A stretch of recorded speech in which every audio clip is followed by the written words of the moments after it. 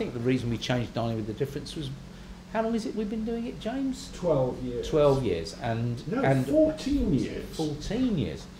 So, in some ways, it needed a refresh. It needed some new material. It was, you know, I mean, some of the bits in the new Dining are taken from the old one, so we haven't thrown everything out, have we? We've restructured it. I just think that, and times have changed. 14 years ago, things were a bit different to how they are now, so I think that's why we decided to relaunch it, isn't it? One of the reasons we changed was I think that the market and what organisations are doing around disability has changed.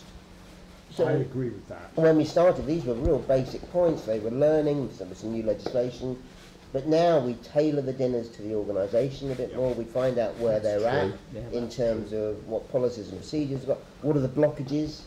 That the bit we see, it's still a puzzle. They still come back to some basics at the end of the day, but we need to be more sophisticated because they're a little bit more sophisticated. I also think that companies have far more ways of engaging with, quote, disabled people, because the internet has opened up a vast range of online possibilities, and that is, I think, has made a lot of them much more savvy about what they could do. So you only have to look at some of the supermarkets or the banks, you know, and their internet shopping and so on.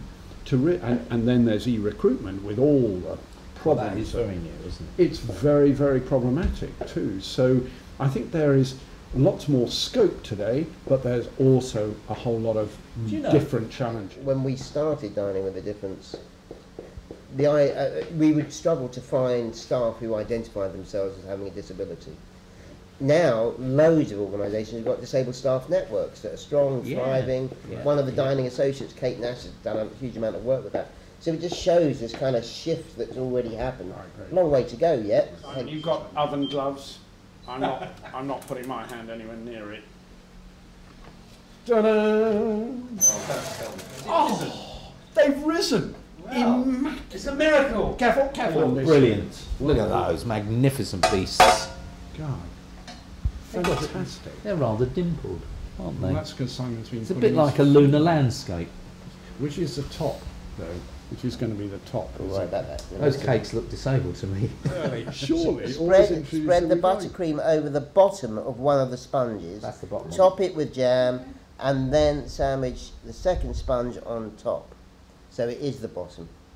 So it's this side of this, which we then put on there. We need the spatula too. So, oh, you've got one. Oh, this is. There is enough mixture. I think there's enough mixture there, James. No, but we need it. Right, spread that, James.